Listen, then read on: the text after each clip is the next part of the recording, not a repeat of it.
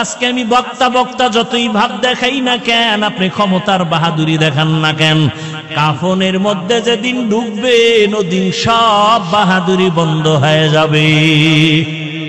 কে ধনী, কে গরিব, কে আলেম, কে মূর্খ, কে ইমাম, কে মুক্তাদি, কে ডাক্তার, কে রুগী, কাফনে ঢুকলে সব এক হয়ে যাবে। কোন লাশ দেখে বোঝা যাবে না এটা হুজুরের লাশ, এটা ডাক্তারের লাশ, এটা রুগীর লাশ। কাফনে ঢোকার পর সব এক হয়ে যাবে। আপনার আল্লাহ, আমার আল্লাহ এক, নবী এক, কোরআন এক, কাবা এক, ধর্ম এক, কালেমা এক। তাহলে আপনার আমার লেবাস পোশাক কেন আলাদা হবে? পোশাকটাও তো এক হওয়া দরকার। ও বাবা, আপনার এত বয়ান করা লাগবে কেন? অথচ আপনার পেছনে সময় দিতে দিতে পুরো বছর শেষ হয়ে গেল, বৃষ্টি নাই, রৌদ্র নাই, দৌড়াচ্ছি শুধু আমি একা। হাজার হাজার ওলামায়ে কেরাম, তাবলীগওয়ালারা দৌড়ায়, পীর মাশায়েখরা দৌড়ায়, জুমার মসজিদের খতিব সাহেবের বয়ান। এত মেহনতের পরেও কেন নামাজ পড়েন না, কেন রোজা রাখেন না? কি ভাবছেন আমরা হুজুরেরা বুঝি ভুল পথে আছি? এ যুবক বাবারা বলো, যদি বলো হ্যাঁ ভুল পথে আছি, একটা ভুল কোরআন থেকে বের করে দাও, এখন আমি দাড়ি কেটে ফেলবো, নামাজ বন্ধ, আল্লাহর বিরুদ্ধে রাস্তায় নেমে যাব। পারবা? আমার আল্লাহর কোরআনে ভুল বের করতে পারবানি? তুমি কেন? তোমার থেকে বড় বড় বড় বড় পণ্ডিতেরা ভুল বের করতে গিয়া ব্যর্থ হইয়া কালেমা পড়েছে, ঠিক নি? ও আল্লাহর বান্দারা, তাহলে বলো, আমরা যদি ভুলে না থাকি, তোমরা যদি থাকো, তোমাদের কোনো গালি নাই, কোনো ঝগড়া নাই, বরং বিনয়ের সাথে পাও দুটা গায়ে দাও। আমি তোমার পায়ে হাত রেখে বলবো, তাড়াতাড়ি নবীর তরিকার মালা গলায় লাগাও। কয়দিন আর বাহাদুরি করবা? চোখের সামনে লাশ আর লাশ, গাড়ির নিচে যুবকের লাশ, পানির মধ্যে যুবকের লাশ, ঘুমের বিছানায় যুবকের লাশ। ও আল্লাহর বান্দারা, দুনিয়াটা কিছুই না। এই যে এতক্ষণ চিল্লাইয়া বয়ান শুনাইলাম, একবারও কিন্তু বলি নাই আমার মতো পাঁচকল্লি লাগাও। বলছি? একবারও বলি নাই আমি কওমি মাদ্রাসার সন্তান, তুমি কওমি মাদ্রাসায় যাও। আমি তাবলীগের লাইনের সন্তান, আমি পীরের মুরিদ, তুমিও তাবলীগে যাও, পীরের কাছে যাও। একবারও বলি নাই। বরং আমার কলিজার যুবক বাবাদের বলবো, তুমি স্কুলে পড়ো আলহামদুলিল্লাহ, কলেজে পড়ো আলহামদুলিল্লাহ, আলিয়ায় পড়ো আলহামদুলিল্লাহ, তুমি চাকরি করো আলহামদুলিল্লাহ, ব্যবসা করো আলহামদুলিল্লাহ। আমি তোমাকে একবারও বলবো না হুজুর হও, বরং আমি দোয়া করে যাচ্ছি, তুমি ডাক্তার হও, ইঞ্জিনিয়ার হও, প্রফেসর হও, একজন সাংবাদিক হও, ওসি ডিসিএসপি হও। তবে ছোট একটা দাবি আমার, বেয়াদব হইও না রে বাবা, বেয়াদব হইও না। বলবা হাফিজ ভাই ডাক্তার হব, ইঞ্জিনিয়ার হব, সুন্দর কথা, বেয়াদব হব না। তার কথার ব্যাখ্যা কি? ভালো করে শুনো। 3 জায়গায় বেয়াদবি করবা না, করলেই মরার আগে তুমি পঙ্গু। 1 নম্বরে মা বাবার সাথে বেয়াদবি করবা না, 2 শিক্ষকের সাথে বেয়াদবি করবা না, 3 কোন উলামায়ে কেরাম মুরব্বির সাথে বেয়াদবি করবা না। কারণ এই জায়গায় বসার জন্য, তোমার জীবন সফলতার জন্য এই 3 জায়গার দোয়া লাগবে। মা বাবার দোয়া যদি না থাকে, কোনোদিন সফলতা আসবে না। শিক্ষকের দোয়া যদি না থাকে, কোনোদিন লেখাপড়ায় বরকত হবে না। উলামায়ে কেরামের দোয়া নেক নজর না থাকলে আদর্শ সুন্দর হবে না রে বাবা। আল্লাহর কসম, ওই মা বাবার চোখের পানি না থাকলে চেয়ারে বসতে পারতাম না। তবে মা বাবা চোখের পানি ছাড়িয়া দোয়া করিয়া এই সম্মানের জায়গায় নিছেন। তবে আমাকে বয়ান আমার বাবাই শিখায় নাই, আমার মা আমাকে বয়ান শিখায় নাই, বরং আমার উস্তাদেরা ধরে ধরে ধরে ধরে আমাকে বয়ান শিখাইছেন, কথা বলা শিখাইছেন। আমার উস্তাদরা ধীরে ধীরে সিগনেচার শিখাইছেন, আমাকে লেখা শিখাইছেন, পড়া শিখাইছেন। অতএব আমি হাফিজুর রহমান হইতে আমার মা বাবার পরে শিক্ষকের অবদান অনেক আছে না নাই? এরপরে আমি বয়ান তো করি রে বাবা, বয়ান তো কত বড় বড় ওলামায়ে কেরাম করেন, আমার তো ইলম নাই, কোনো আমলও নাই। কিন্তু বয়ানের ভেতরে যে সম্মান আল্লাহ দান করেছেন, এটা আল্লাহ ওয়ালাদের নেক নজর ছাড়া কখনো সম্ভব হয় না। আরে আল্লাহর বান্দা, গাছের মধ্যে তো আম থাকে অনেক, একটা গাছে 500-1000 আম থাকে, সব আম কিন্তু সমান মিষ্টি লাগে? কথা কও, মিষ্টি লাগে? সব আম যেমন মিষ্টিও লাগে না, কালারও সব একরকম হয় না। কারণ কি? কারণ তুমি খুঁজা বাইর করো, দেখবা আমের মধ্যে কালার দেয় সূর্যের আলো, আমের স্বাদ বাড়ায় চাঁদের আলো। এজন্য দেখবা যেই আমের ভেতরে দিনের বেলা সূর্যের আলো বেশি লাগে, ওই আমটার কালার সুন্দর হয়ে যায়। আবার রাতের বেলা তাকাইয়া দেখবা চাঁদের আলো যে আমের উপরে বেশি পড়ে, ওই আমটার স্বাদ বড় ভালো। ভালো করিয়া শোনো বাবা, রাতের আলো চাঁদের, দিনের আলো সূর্যের, সূর্যের আলোতে কালার হয়, চাঁদের আলোতে মজা বাড়ে। ঠিক বান্দা, তোমার জীবনে কলবের মধ্যে আলো লাগবে, আলো, নূরুন আলা নূর। তোমার কলবের ভেতরে আলো লাগাও, একটা হলো জাহিরি আলো আর একটা বাতিনি আলো লাগবে। জাহিরি আলো আল্লাহ ওয়ালাদের নেক নজর, আল্লাহ ওয়ালাদের নজর যার দিকে যত বেশি লাগবে, তার কথার ভিতরে রুহানিয়তের কালার বেড়ে যাবে, তার কথার মধ্যে কালার বেড়ে যাবে, কথার রং ঢং আলাদা হবে। তবে মজা বাড়ানোর জন্য লাগবে মালিকের গোপন রাতের নজর। আমার মাওলা কুদরতের নজর দেওয়ার জন্য প্রতিদিন প্রথম আসমানে হাজির। আল্লাহ আসেননি রাতের বেলা, বলে না কেন? কোন রাত্রে আসেন? প্রতি রাত্রে আসেন না মাঝে মাঝে? প্রতি রাত্রে আসেন। কোন ভাগে, শুরু না শেষ? কিছু বান্দার থেকে নেওয়ার জন্য না দেওয়ার জন্য? আপনাদের লাগবে নি কিছু, তো ঘুমাইয়া থাকেন কেন রে বাবা? অতিও গভীর হয় রজনী যখন, নীরবে প্রভুর নাম জপিও তখন।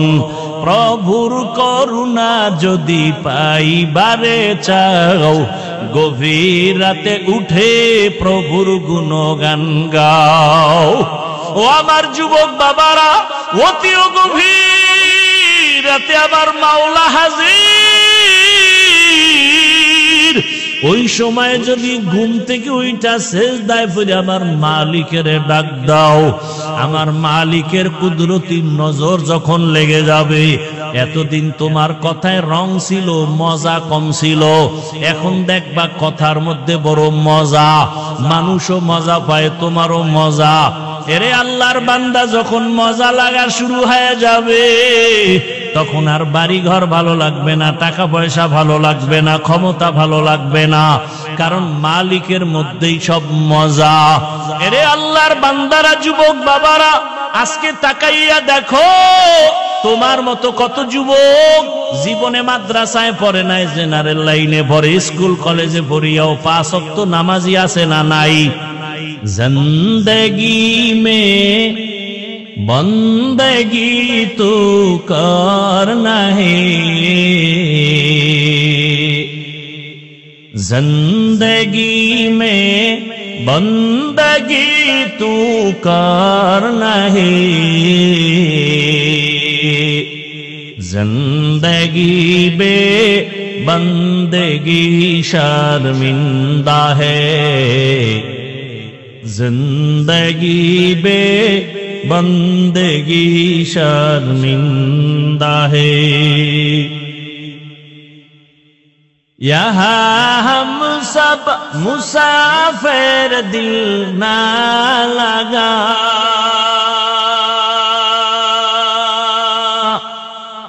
अहले दिल की नजर से रूह करता जा,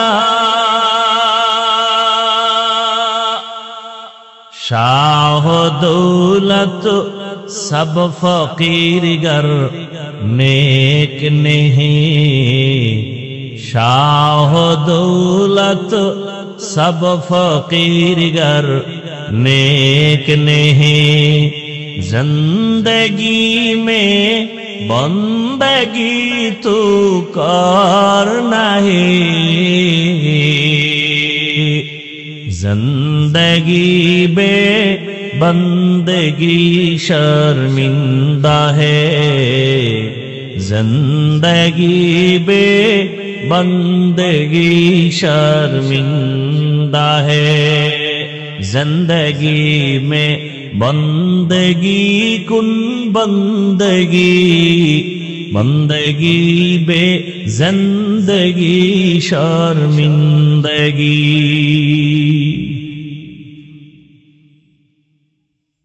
দায়িত্বশীলরা কিয়ামতের ময়দানে দায়িত্বের কারণে জবাবদিহিতার কাঠগড়ায় দাঁড়াতে হবে। আরেকজন সাহাবী দাঁড়ায় বললেন, ইয়া রাসূলুল্লাহ, আমার তো অধীনে কেউ নাই, আমিও কারো অধীনে নাই, মা নাই, বাবা নাই, ছেলে নাই, মেয়ে নাই, আমি একা, আমার দায়িত্ব কি? আমি কি দায়িত্বশীল? নবীজি বললেন, হ্যাঁ, আপনি আপনার অঙ্গ প্রত্যঙ্গের দায়িত্বশীল। কিয়ামতের ময়দানে আল্লাহ সব অঙ্গ প্রত্যঙ্গের হিসাব নিবেন। দুইটা হাত দিছেন, দুইটা চোখ দিছেন, দুটো কান দান করেছেন, এগুলোর আলাদা আলাদা ডিউটি আছে। আল্লাহ কিয়ামতের দিন জিজ্ঞাসা করবে, হাত যেই কাজের জন্য দিছি ওই কাজ করছো কিনা, জবাব দে। চোখ দুইটা যেই কাজের জন্য দিলাম ওই কাজ ঠিকমতো পালন হয়েছে কিনা, জবাব দাও। কিয়ামতের ময়দানে আল্লাহ যখন জিজ্ঞাসা করবেন, অনেক গুনাহগারেরা শাস্তির ভয়ে মিথ্যা কথা বলিয়া বলবে, হ্যাঁ করেছি, দায়িত্ব পালন। আল্লাহ তো জানেন। আল্লাহ সাথে সাথে জবানটাকে বন্ধ করে বলবে, হক কথা বল। اليوم نختم على أفواههم وتكلمنا أيديهم وتشهد أرجلهم بما كانوا يكسبون دستگوید منچونی دزدیده ام لب گوید منچونی بوسیده ام چشم گوید چیده ام غمزه حرام گوش گوید چیده ام سمر الکلام হাতকে বলবে, হাত কথা বল। আপনার হাত কথা বলতে পারে? পারে? আল্লাহ যদি অর্ডার করেন পারবেনি? বলেন বলেন। এখান থেকে একটা সবক নিয়ে যান, ভালো করে মনে রাখবেন। কানে ওয়াজ দিবেন না, বাস্তবে খেয়াল করেন একটা পয়েন্ট।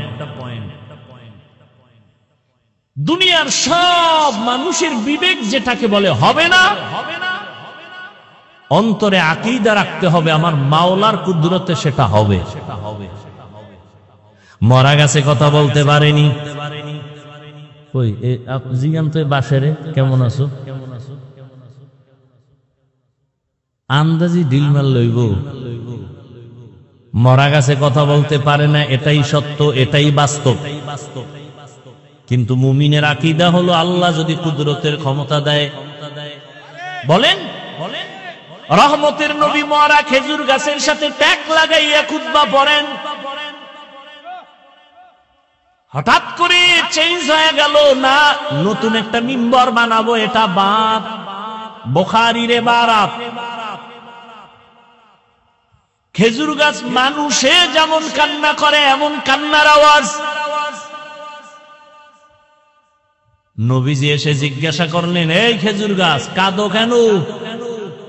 কি চাও? আমি নবী দোয়া করি তো তাজা হয়ে যা, খেজুর আসবে, উম্মতেরা খাবে। না না, তো কাঁদো কেন? আপনার বিরহের বেদনা। কি চাও? খেজুর গাছ বলে, নবীজি আমাকে এখন জানাজা পড়াবেন এবং এখানে দাফন করবেন, কিয়ামতের দিন আমি আপনার সাথে জান্নাতে থাকব। উস্তুনে হান্নানা আজ হাজরে রসুল নালামি জাদ হামচু আর বাব উকুল। মরা গাছে কথা বলতে পারে না, এটাই সত্য, তবে আল্লাহর কুদরতে পারে। পারে না? পারে না? নদীর মধ্যে পানি নাই, অনেক বছর নদী শুকনা, অনেক বছর ধরে নদী শুকনা, পানি নাই। এলাকার লোকজন গেল, ওই যুগের একজন বড় বড় থেকে বড় আল্লাহর প্রিয় বান্দা ওলিয়ে কামেল হযরত, আমগো এলাকার নদী বহু বছর ধরে শুকনা, পানি নেই, কি করি, পানির অভাব। বুঝেন? কিন্তু হযরত একটা চিঠি লিখলেন। চিঠি লিখে বলে, যাও চিঠিটা নদীর মধ্যে ফেলে দাও। চিঠির ভিতরে কি লেখছেন তিনি জানেন আর আল্লাহ জানেন। চিঠিটা নিয়ে অনেক বছরের শুকনা নদীর মধ্যে যখন ফেলে দিয়েছেন, সাথে সাথে পানির জোয়ার শুরু হয়ে গেছে। সুবহানাল্লাহ বলছেন নি সবাই? নাউজুবিল্লাহ বলারও কিন্তু মানুষ আছে এই জমিনে। মাথা গরম হয়ে গেছে, গাঞ্জাখুরি কথা। নদীর মধ্যে পানি নেই, চিঠি লেখা পাঠায় দিছে, চিঠি ছাড়ার পরে পানি আসছে, এটা গাঞ্জাখুরি কথা। কে কইল এই কথা? এই কাম কে ঘটাইলো? তো একজনে তামাশা কইরা কয়, ঘটনাটা ঘটাইছে দেওবন্দের এক হুজুর, কয় কাফের। না না না না, দেওবন্দের হুজুর না, কে? তাবলিগের এক মুরব্বী, কয় ডবল কাফের। না না না, তাবলিগেরও না তো, কে? চরমনাইয়ের একজন বড় হুজুর, কয় ট্রিপল কাফের। না না, চরমনাইয়েরও না। তো কে গড়াইছে? বেটারে খুঁজতে গিয়া ধাক্কা দিয়া দেখে, দরজা খুইলা দেখে, এ ঘটনা চরমনাই ঘটায় নাই, উজানি ঘটায় নাই, এ ঘটনা তাবলিগলারা ঘটায় নাই, এ ঘটনা কোনো পীর ঘটায় নাই, এ ঘটনা দেওবন্দের কোনো মৌলবী ঘটায় নাই। এই ঘটনা যিনি ঘটাইছেন, রহমতের নবীর হাতে গড়া সাহাবী হযরত ওমর। কে ঘটাইছে? এইবার কি কইবা, কাফের। হ্যাঁ, যদি কেউ বলে ওমর খারাপ, আমি বলি তোর 14 গোষ্ঠী খারাপ। তবে ওমরের উল্টা বলার মতো বাঙালি টুপিওয়ালায় আমগো সোনার বাংলায় আছে। এবার বুঝেন কেমন কপাল ভরা জমিনে আসছি যে ওমরের মতো ব্যক্তিকে বেদাতি ভণ্ড বলার মতো লোক এই বাংলাদেশে আছে। কোন দেশে আছেন চিন্তা করেন। যারা বলে ওমর বেদাতি, ওর 14 গোষ্ঠী ভণ্ড। আল্লাহ হেদায়েত দান করুন। তাহলে যেটা হবে না বিবেক বলে অসম্ভব, ওটা আমার রবের কুদরতে, কাদের কুদরত দারি বর কামাল, আনতা রব্বি আনতা হাসবি যুল জালাল, তুহি কাদের জলিলুল্লাহ জাহাদার, বাহার হালে তুহি মেরা নিগাহদার। খারাপ লাগতেছে আপনাদের? মিয়া শুনলাম গতকালকে মুষলধারে বৃষ্টি এলাকায়। হ্যাঁ, কল্পনা করা যায় ওয়াজ হইব। এই জন্য আমি মাঝে মাঝে বলি, বান্দা চাইলে কিছুই হয় না, আল্লাহ চাইলে সব হয়। চিন্তা করতে পারেন? কারো সুবিধা, কারো অসুবিধা। উজানির মোবারক করিম রহমতুল্লাহ আলাইহি দুনিয়াতে নাই, তিনি বলতেন প্রায়, কারো জন্য সুবিধা, কারো জন্য অসুবিধা। ওয়াজ হইলে এক দলের সুবিধা, আর এক দলের অসুবিধা। ওয়াজ না হইলে এক দলের সুবিধা, আর এক দলের অসুবিধা। এই অসুবিধাটা কোরআনের বয়ান হলে বেঈমানের হতে পারে, কোন মুমিনের অসুবিধা হওয়ার কথা না। যদি কোনো মুমিনের অসুবিধা হয়, বুঝতে হবে তার ঈমান যায় দিন, যায় দিন। আল্লাহ হেদায়েত দান করুন। কিছুক্ষণ বসবেন নি? এটা একটা এমন একটা জায়গায় বসছেন, চাইলেই বসা জানেন, বসতে কপাল লাগে, আসতেও কপাল লাগে, বড় কঠিন জিনিস। জায়গাটাও দেখেন না, বসার মতো ভালো বিছানা নাই। কোন বিয়ার অনুষ্ঠানে বিছনা দিলে আরে জুতার বাড়ি রে, বলবে তোর বিয়ার হুল্লি মেরে, তোর বিয়ে লই তুই মর। কিন্তু এখানে যেই ঘাসের উপরে মাটির উপরে বসে আছেন, কারো অন্তরে কোনো কষ্ট আছে? চিন্তা করেন তো, হেদায়েত পাইলে আর দূরে যাওয়া লাগে? এর নাম কপাল। কপাল যদি কারো পুরিয়া যায়, আমি হাফিজুর রহমান কেন, মক্কা মদিনের ইমাম কেন, স্বয়ং রসুলের বয়ানও কপাল খুলে না। আর কপাল যদি খুলে, তাহলে আসমানের দিকে তাকাইয়াও বান্দার কপাল খুলে।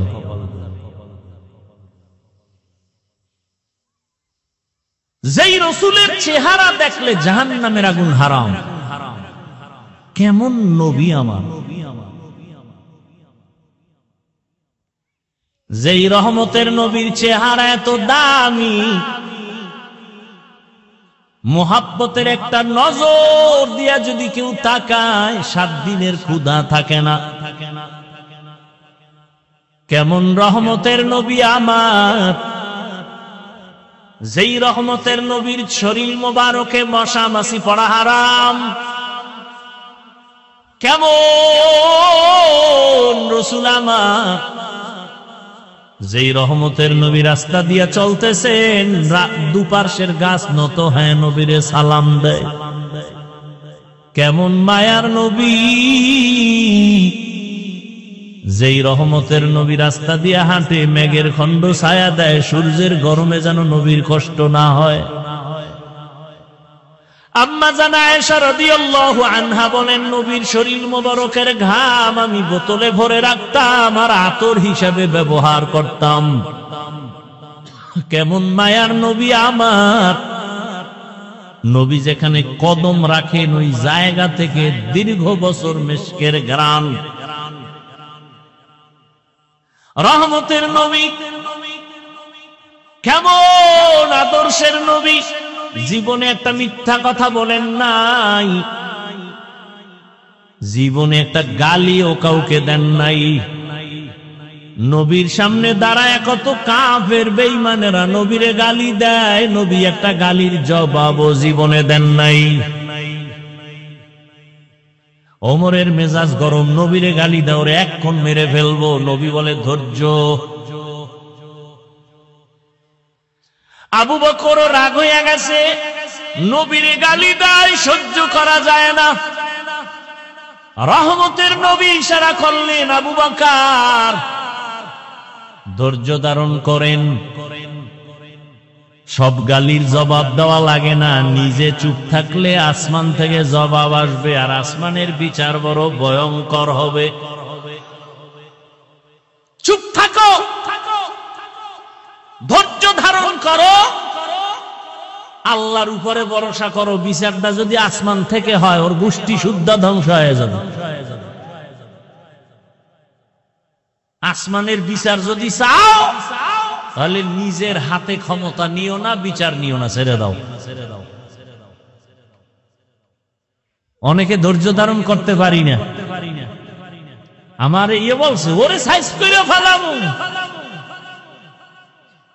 না। তুমি কাউকে ধাক্কা দিলে তোমারও একটু দৌড়তে হবে। ধৈর্য ধারণ করে আসমানে ছাইরা দাও, দেখবা বিচারটা কেমন হয়। ফট করে দেখবা যে হইরে গিয়ে ওর পাও শেষ। কি রে, তোর গোষ্ঠী শুদ্ধ যা কামাই করছো বাড়ি বেশ, পাও ঠিক না হইতে দেখবা ওর বউর কিডনি শেষ। আল্লাহ পারে না, পারে না। নিজের হাতে বিচার না নিয়ে মালিকের হাতে ছেড়ে দাও। মাওলার বিচার যে কত কঠিন, দেখেন না, দেখেন না। রহমতের নবী কোনদিন একটা গালির জবাবও দেন নাই। কেমন মায়ার নবী আমার, নবী যদি একটু চোখ দুইটা গরম করে তাকায়, সাথে সাথে আগুনে পুড়ে শেষ হয়ে যাবে। কিন্তু নবী 63 বছর হায়াতে কোনদিন চোখ গরম করে কারো দিকে তাকান নাই। ওই নবীর উম্মত আমরা। এই নবীর দেখলে কলিজা ঠান্ডা হয়। এই নবীকে এক নজর দেখার জন্য গর্তের সাপ অপেক্ষায় আছে, গর্তের পিপিলিকা অপেক্ষা করে রহমতের নবীকে একবার দেখবে। নবীর একা আসে খেজুরের বাগানে পানি দেয়, হঠাৎ করে কানে আওয়াজ দিছে নবী নাই নাই। ওহুদের ময়দানে রহমতের নবী শহীদ।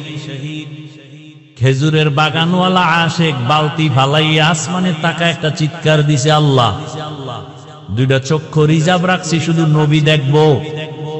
নবী যদি না থাকে আমার অন্ধ বানায় দাও, এই চোখ দিয়ে আর কাউকে দেখবো না, নবী ছাড়া। নবী ছাড়া আর কাউকে দেখবো না, তুমি আমার অন্ধ বানায় দাও। এই চক্ষু দিয়ে নবীরে যদি দেখতে না পাই, ওই চোখ আমার প্রয়োজন নাই রে মালিক। ওই নবীরে দেখলে কলিজা ঠান্ডা, কিন্তু কপাল যদি ফুইরা যায় উপায় কি? এক নজর দুই নজর না, একবার দুইবার না, এক মাস দুই মাস না, তা না 13 বছর নবীজিরে দেখলো, বয়ান শুনলো, কালেমা পড়লো না। এমন কোন বেঈমানের নাম জানেননি? কে? এর নাম কফাল।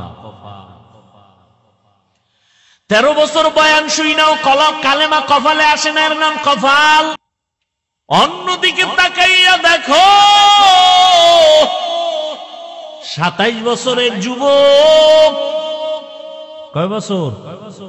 তরবারি নিয়ে দৌড়ায় নবীজিরে জবাই করবে। নবীজির সামনে যাইয়া চেহারাটা দেখা তরবারি ফালায় বলে, নবী মাফ করে দেন, কালেমার রশি গলায় লাগায় দেন। এর নাম কফাল। 13 বছর বয়ান শুনে কালেমা পড়ে না, আর রসুলকে জবাই করতে যাইয়া কালেমা পড়ে মুসলমান। এই কপালওয়ালাকে বলো কে? সেই ওমর, জানিয়ে রাখো। এটা কোন থানা? মোরেলগঞ্জের মানুষ, ভালো করে মনে রাখবা। 13 বছর নবীরে দেখলো, বয়ান শুনলো, কালেমা তো পড়েই না। হাতের মুষ্টির মধ্যে পাথর নিয়ে কয়, এই ভাতিজা বলো আমার হাতে কি? কেন? বলতে পারলে পুরস্কার। কি পুরস্কার? বলে কালেমা পড়মু। নবী বলে, তোমার হাতে কি আছে? আমি বলতে পারি না। কেন পারো না? বলে, আমি গাইবের মালিক না। তবে নবী বললেন, হাতের মুষ্টিতে কি আছে একটু আওয়াজ দাও। সাথে সাথে পাথরগুলো কালেমায় শাহাদাতের আওয়াজ দিল। আবু জাহিল্লা পাথরগুলো মাটির মধ্যে ফেলে কয়, তুমি জাদুকর। এর নাম কফাল। এর নাম কি? আর ওমরের মতো বান্দা দৌড়ায় আবার নবীকে জবাই করবে। সেই ওমর নবীর চেহারা দেখে এমন আকৃষ্ট হয়ে গেল, 5 মিনিটের মধ্যে কালেমা পড়ছে। নবীকে, হাতটা আমার হাতে লাগাও। রহমতের নবীর হাতে লাগাইছে তো পাওয়ার হাসতো কেমন ভাবে, নূরের আলো ওমরের কলবের মধ্যে গিয়ে আঘাত করেছে। ওমর এমন পাওয়ারওয়ালা হয়ে গেছে, তরবারি নিয়ে দাঁড়ায় বলে, এই মক্কার মুশরিকেরা আয়, মুহাম্মদের বিরুদ্ধে যদি কথা বলতে চাও আমার তরবারি যথেষ্ট, মুহাম্মদের প্রয়োজন হবে না। এমন পাওয়ার আল্লাহ দান করেছেন। এখন ওমর যেই পথে চলে, শয়তান দেখলে পলায়া যায়, ওমর দেখলে আর আসে না। কেমন পাওয়ার! যুবক মদের বোতল নিয়ে হাঁটতেছে, হঠাৎ করে তাকায় দেখে ওমর আসতেছে। ওমর মদের বোতল ফালাইতেও পারে না, নজর হইয়া গেছে ওমরের। আর ওমরের তো মেজাজ গরম, কথার আগে তরবারি রেডি, মাইরেই ফেলাইবে আজকে মদ পাইলে। যুবক গোপনে আসমানে তাকায় একটা ডাক দিছে, আল্লাহ মইরা গেল আর মদ পান করবো না, ওমরের থেকে বাঁচাও। ওমর সামনে একাই, যুবক বোতল দে। ও দেয় না, ভয়ে কাঁপতেছে, কয় কাঁপিস না, দে। যুবক তো অন্তর দিয়া মাওলারে ডাইকা তওবার নিয়ত করে ফেলছে। বোতলটা ওমরের হাতে দেওয়ার পর ওমর বোতলের মদওয়ালা বোতলটা নিয়ে তাকায় দেখে এক ফোঁটা মদও নাই, পুরা বোতলটাই সাদা দুধে ভরা। हर के दारत खौफ हक दौर दिल मदाम जन्नतुल मअवा देहद राम मकाम जुज़बा हक़ची ज़े मखाअज इंसो जा फज़ले उआ मस्ते दरजुम ला जहा। এজন্যই আল্লাহ তাআলা বলেন ইয়া আইয়ুহাল্লাযীনা আমানুত্তাকুল্লাহা হাক্কা তুকাতিহ, আমাকে ভয় করো, ভয় করার মতো হক আদায় করে। সাহাবায়ে কেরাম পেরেশান হয়ে গেলেন, আল্লাহ যত বড় ওই পরিমাণ হক আদায় করে ভয় করা সম্ভব না। নবীও পেরেশান। আল্লাহ জিবরাইলের এক আয়াত নিয়ে যাও, ইত্তাকিল্লাহা মাস্তাতাতুম, আমার হক আদায় করে ভয় করা লাগবে না, বরং বান্দা তার সাধ্য মতো আমাকে ভয় করলেই হবে। ভয় করব কাকে? ভয়ের নাম তাকওয়া, ভয়ের নাম খশিয়া, ভয়ের নাম খাউফ। ওয়া আম্মা মান খাফা মাকামা রাব্বিহি ওয়া নাহান নাফসা আনিল হাওয়া ফাইন্নাল জান্নাতা হিয়াল মাওয়া। আল্লাহর ভয়, ভয় নবীজির কোনো গুনাহ নাই, সেই নবীকেও আল্লাহ বলেন আমাকে ভয় করেন। ইয়া আইয়ুহান নাবিয়্যুত্তাকিল্লাহ ওয়া লা তুতি'ল কাফিরিন ওয়াল মুনাফিকিন। ও নবী, আপনি আমাকে ভয় করেন, কাফের মুনাফিকের অনুসরণ করবেন না। আজকে আমি যদি আপনাদের জিজ্ঞাসা করি আপনারা কারা কারা আল্লাহকে ভয় করেন, এখানে প্রত্যেকটা মানুষ হাত উঠাইয়া বলবে হুজুরদের থেকে আমরা বেশি আল্লাহকে ভয় করি। অথচ নামাজ নাই, রোজা নাই, তেলাওয়াত নাই, সুদের টাকায় ব্যবসা করে, ঘুষের টাকায় ব্যবসা করে, লোন উঠাইয়া দোকানদারি করে, সেও বলে আল্লাহকে ভয় করি। দাড়ি রাইখা বলি আল্লাহকে ভয় করি। আপনাদের মধ্যে অনেকে দাড়ি ছাড়া বলে আল্লাহকে ভয় করি। আমি নামাজ পড়িয়া বলি আল্লাহকে ভয় করি। আপনারা নামাজ বাদ দিয়া বলেন আল্লাহকে ভয় করি। বলেন দুই দলের ভয় কি সমান? সমান তো নাই, বরং আমি বলবো আপনার ভয় নাই, ভয় জিনিসটা বুঝেনই না। বলে ভয় কেমন? একটা সন্তান মা বাবাকে ভয় করে, বলে তার প্রমাণ কি? মা বাবার সামনে অন্যায় করে না, বেতের বাড়ির ভয়ে। একটা ছাত্র শিক্ষকের ভয় করে, প্রমাণ? শিক্ষকের সামনে ছাত্র অন্যায় করে না, শাস্তির ভয়ে। ঠিক যদি দুনিয়াতে কোনো মানুষ আমার আল্লাহকে ভয় করে, ওই বান্দা গলায় ছুরি লাগাবে, দাড়ির মধ্যে কোনোদিন ছুরি লাগাবে না, দাড়ির মধ্যে অস্ত্র লাগাবে না। কে বুঝাবে, কে বলবে? ওই যে কপাল, কপাল যদি খুলে যায় নবীর বয়ানও কপাল খুলে না। আর কপাল যদি খুলে যায় নবীরে জবাই করতে ইসাও কালেমা পড়ে। ঠিক নেই? বহুদিন ধরে প্রচারণা চলতেছিল এখানে বয়ান হবে, অনেকে আসার নিয়ত করিয়া আসতে পারে না, কপাল।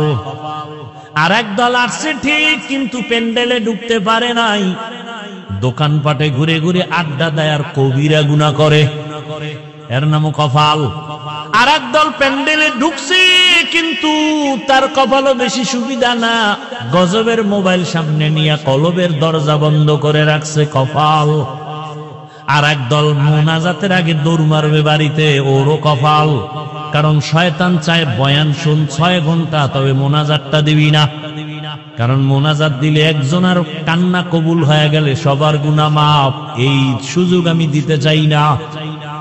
এই জন্য অনেকে দেখবেন বয়ান শুনে 2-3 ঘন্টা 5 মিনিটের সময় দিয়ে মোনাজাত দিতে চায় না, এর নামও কি? কপাল। হ্যাঁ, হেদায়েত বড় কঠিন জিনিস। মান ইয়াহদিল্লাহু ফাহুয়াল মুহতাদ ওয়া মান ইউদ্লিল ফালান তাজিদ লাহু ওয়ালিয়্যাম মুরশিদা। আল্লাহ যাকে কবুল করবেন সে হেদায়েত পেয়ে যাবে, আর যার কপাল খারাপ সে হেদায়েত পাবে দূরের কথা, কোনো মুর্শিদ পাবে না, পথ প্রদর্শকও পাবে না। হেদায়েত বড় কঠিন জিনিস। আমি বক্তা হইছি, হেদায়েত পাইছি না। হেদায়েত বড় কঠিন জিনিস। আমি মাওলানা হইছি, হেদায়েত পাইছি না, বরং আপনার থেকে আমার ভয় আরো বেশি। আপনারে শয়তান ধোঁকা দেয় একটায়, আমারে দেয় হাজারটায়। আপনি পইরে গেলে টেনশন নাই, আমি যদি রাস্তা থেকে লাইনচ্যুত হয়ে যাই টেনশন। ইমামে আজম আবু হানিফা রাহমাতুল্লাহ আলাইহি রাস্তা দিয়ে হাঁটতেছেন, বৃষ্টি পড়তেছে, হঠাৎ কইরা পিছলাইয়া পইরা গেছেন। না না, ইমামে আজম আবু হানিফা হাঁটতেছেন, দেখে একটা বাচ্চা রাস্তার পাশে হাঁটে, বাচ্চাটা পইরা গেছে। ইমামে আজম হাত দিয়া ধরলেন, দইরা উঠাচ্ছেন। বাচ্চা কই, এই আবু হানিফা, আমারে বাঁচাবার চিন্তা বাদ দিয়া নিজের হেফাজত করেন, আমি পইরা গেলে টেনশন নাই, কিন্তু আবু হানিফা যদি পইরা যায় জাতি লাইনচ্যুত হয়ে যাবে। উম্মতেরা পড়ে গেলে ভয় কি, কিন্তু একজন আলেম যদি লাইনচ্যুত হয়ে যায় উম্মত কোথায় যাবে? এই উম্মত আর নবী পাবে না, সাহাবা পাবে না, এই উম্মত উলামায়ে কেরামদের দিয়েই দিনের পথে চলবে। সেই আলেম যদি আজকে ঠিক মতো পর্দা না করে, মাওলানা দাবি করে, মুফতি দাবি করে, যদি সুন্নতের আমল না করে, ওই আলেমের অবস্থা যদি এত খারাপ হয়, উম্মতের অবস্থা কত খারাপ হবে। বড় কঠিন হালাতে আমরা জীবন চালাইতেছি, বড় দুঃখ। ওলামায়ে কেরামদের কে বলবে, কে বলবে? ও টুপিওয়ালা ওলামায়ে কেরাম লাফাইতেছো, কোন দিকে লাফাইতেছো, কোন দিকে দৌড়াইতেছো? হিসাব কইরা দৌড় দিও। শাইখুল হাদিস আল্লামা আজিজুল হক রাহমাতুল্লাহ আলাইহি তো কম দৌড়ায় নাই, মুফতি ফজলুল হক আমিনী রাহমাতুল্লাহ আলাইহি তো কম দৌড়ায় নাই। শুনো, চরমনার সৈয়দ ফজলুল করিম রাহমাতুল্লাহ আলাইহি তো কম দৌড়ায় নাই। হিসাব কইরা দৌড়াইও। শাইখুল হাদিস সাহেব দৌড়াইতে দৌড়াইতে কবরে গেলেন, কি পাইল হিসাব মিলাও। মুফতি ফজলুল হক আমিনী রাহমাতুল্লাহ আলাইহি দৌড়াইয়া দৌড়াইয়া জীবন শেষ, কবরে গেলেন, ফলাফল কি পাইল হিসাব মিলাও। দৌড় দেওয়ার আগে চিন্তা করবা, আমার বাবায় দৌড়াইয়া কি পাইছে, আমি কি পামু। সাবধান, খুব সতর্ক। হ্যাঁ, উলামায়ে কেরাম তুমি দৌড়াবা কেন? তোমার পিছনে গোটা উম্মত দৌড়াবে, গোটা উম্মত তোমার দিকে দৌড়াবে।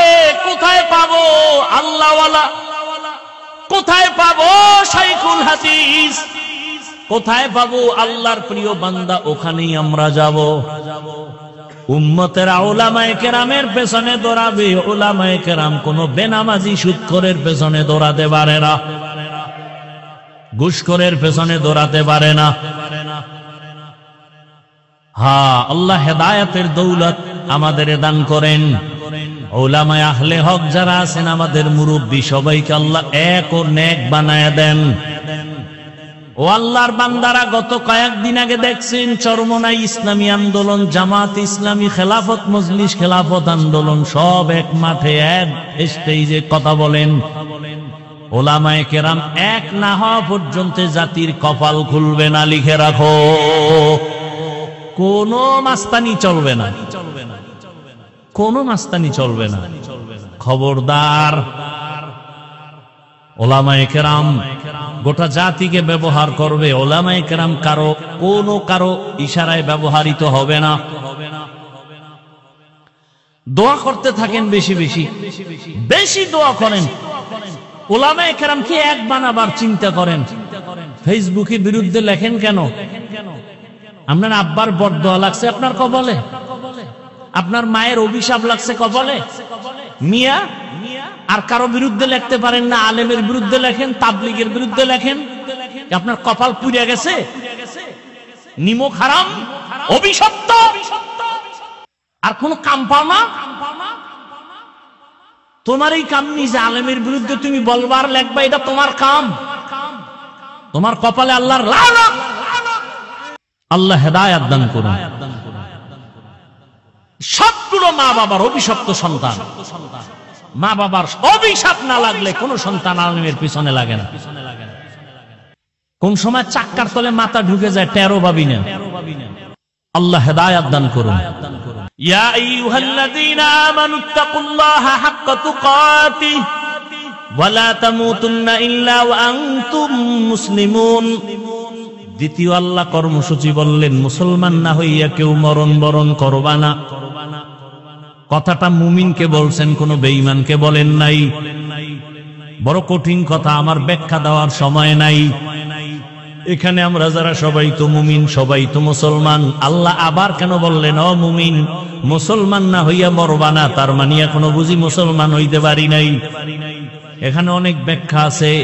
আল্লাহ কেন মুমিনকে বললেন মুসলমান না হইয়া মরিও না?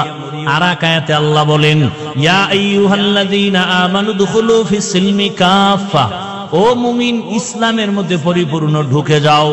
আর এক আয়াতে আল্লাহ আরো স্পষ্ট করে বলেন, ইয়া আইয়ুহাল্লাযীনা আমানু আমিনু বিল্লাহি ওয়া রাসূলি, ও মুমিন আল্লাহর উপরে রাসূলের উপর ঈমান আনো। আরে আল্লাহর উপরে রাসূলের উপর ঈমান আনার কারণেই তো মুমিন।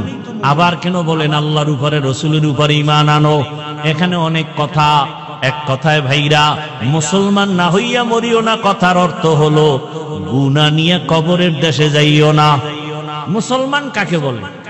মুসলমান মুসলিম থেকে মুসলমান, মুসলিম ইসলাম থেকে মুসলিম। ইসলাম অর্থ কি? আল ইসলাম গরদান নেহাদান বতাআত, বিনয়ের সাথে আল্লাহর হুকুমের সামনে নিজেকে বিলীন করে দেওয়ার নাম, আত্মসমর্পণ করে দেওয়ার নাম ইসলাম। যে ব্যক্তি আত্মসমর্পণ করে তার নাম মুসলিম। বিনয়ের সাথে ঠেকায় বইরা না। অনেকে ঠেকায় বইরা নামাজ পড়ে। ওই কোরবানি আসতেছে, অনেকে কোরবানি দিবে ঠেকায় বইরা, না দিলে মানুষে কি বলবে। এটা হবে না। বিনয়ের সাথে আল্লাহর কাছে সবকিছুর বিষয় আত্মসমর্পণ করার নাম ইসলাম।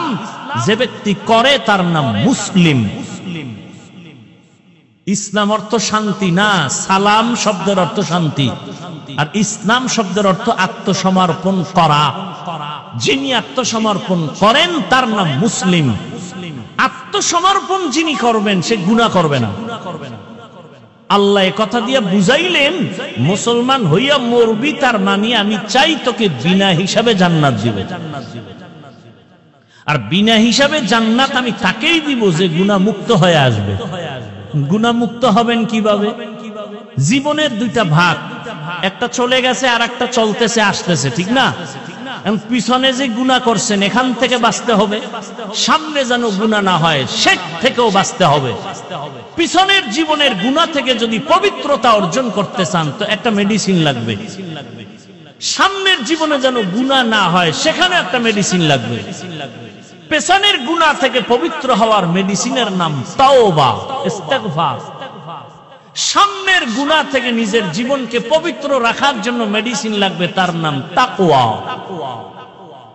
এই দুটোটা মেডিসিন পাওয়া যাবে আল্লাহর ওয়ালিদের নজরের মধ্যে। ওয়ালি আউলিয়ার নজর ছাড়া পাবে না। ওয়ালি আউলিয়া ছাড়া মানুষ জান্নাতের পথের ঠিকানা পাবে না। এজন্যই তো সারা বাংলাদেশে আমি চ্যালেঞ্জ করে বলি, যারা বলে আমরা ওলিয়া উলিয়া মানি না, আমি বলি সে কোরআন হাদিস মানে না, বুখারী শরীফও মানে না, কোরআনও মানে না। সে একজন ভণ্ড। কেমন ভণ্ড? তাকে যদি কেউ ভণ্ড না বলে সেও ভণ্ড। মরানার মারো কেন, ফেলরে কেন?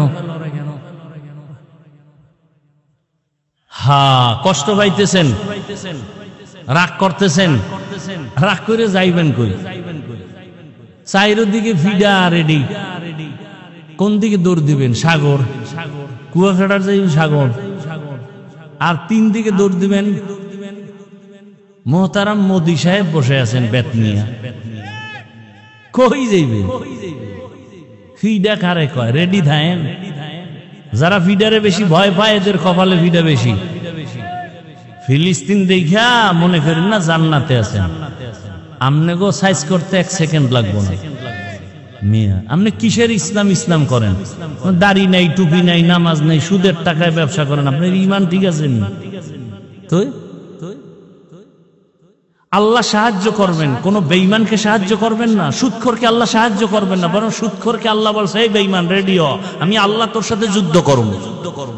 তা আপনি মোনাজাত দিলে লাভ কি?